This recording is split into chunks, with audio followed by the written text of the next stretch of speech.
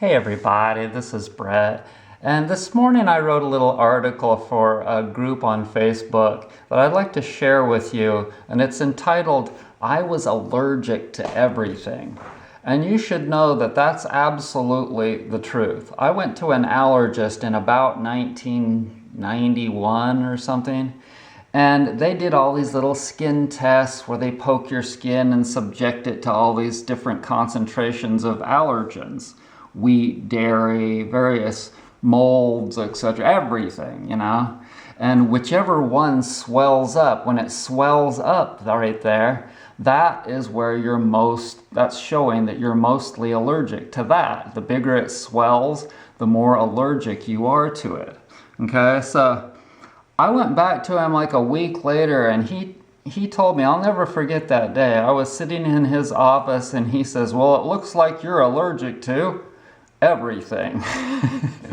Nightshades, dairy, wheat, citrus, peanuts, avocados I think was even on the list. Damn near everything. And I was like, so what am I gonna eat?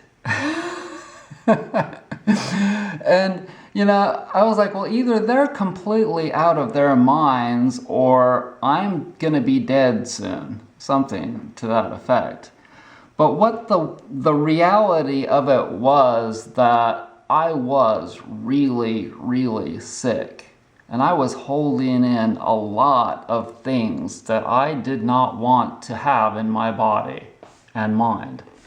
And so I'm going to read to you this little post. I was allergic to everything.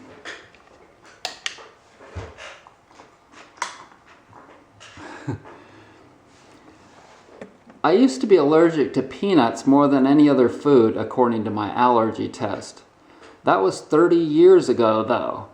Now I'm no longer full of mucoid plaque, mercury fillings, parasites, acidosis, which means you've got like just this massive excess amount of acid in your body.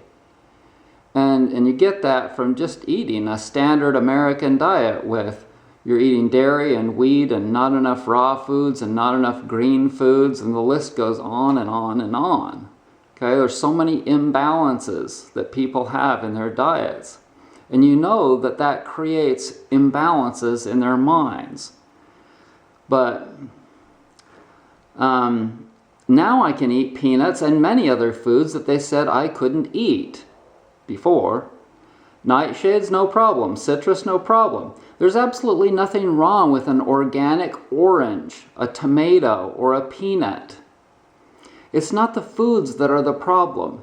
It's the person that has the imbalances. When you have a body full of excess acid from eating the standard American diet, it makes you sensitive to acidic foods like meat, citrus, cider vinegar, tomatoes, etc. When you are full of mucus, it makes you sensitive to the foods that are mucus forming, like soy, for instance. I can eat soy now because I got rid of the dairy, and so now I'm not overly mucusy. And I used to be like a walking dairy booger. I would wake up, I remember from eating all of that bread, which is also really mucus forming, and dairy, I would wake up in the morning as a kid just like a booger head. I was a full-on booger head in the mornings especially. So where do I draw the line in regards to foods that I do and don't eat? I do not eat dairy, gluten, mass-produced meats like pork, chicken, or turkey, processed foods, and preservatives.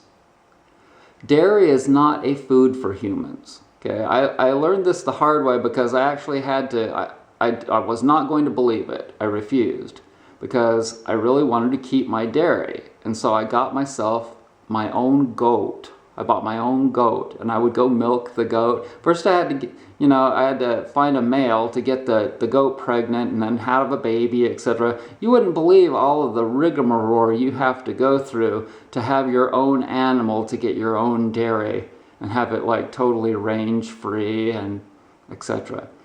So I already played that game. It didn't work. It was a lot better than the store milk, and it was a lot better than the local goat dairy, but it still was too fatty. It's not made for humans. It's made for the baby goat. And that's it. You're not supposed to steal another animal's milk. And so wheat, barley, and rye are probably supposed to be only for animals because they create mucoid plaque in the digestive system. They gum up the villi in your small intestine, and that prevents absorption of nutrients. That's the problem with those foods. You know, those animals, other animals have a lot longer digestive systems and a lot better ability to digest those grains than we do. Like cows will cough up food and chew it again, their cud, and they have a lot longer digestive system than we do and a lot stronger ability to break down those gummy, heavy grains. The ones that we're supposed to be consuming are the little round ones: quinoa, millet, amaranth. And the way that you get off of those is by consuming rice. The way that you get off of the glutinous grains is by consuming rice. Everything is a transition, okay? And the other thing, I'm not going to finish that because I've pretty much done it. Okay, so everything is a transition. And if you go to an allergist and they tell you to completely stop all of these different foods, I'm telling you, it's not likely that you're going to be able to do that. You'll have to make some kind of crazy adjustments, like maybe you'll just start eating a lot of red meat. Like if that's the one thing that you can eat, you'll be like, okay, well, I'm just going to eat hamburger all the time. That's all I'm going to eat in order to be able to move your way into that diet. But it won't work. You can't just completely stop eating everything. For a while, it's just going to be hell. If you've gotten to this point of where you've bottomed out and you're like a done deal, like you can no longer hardly eat anything. I knew someone like Carla. Carla, you know the deal with this. Carla, remember when you could not eat anything without getting I think you were getting acid indigestion? You'll have all kinds of various problems, like just the inability to digest anything, or maybe you've got total diarrhea on the bottom end. You just can't, you know what I'm talking about. So you have to just get to this point of where it's difficult. It's not a point, it's a gradual reduction of all of those bad qualities, that imbalances that you've gotten yourself into over time. And it can be hell for years and very, very difficult.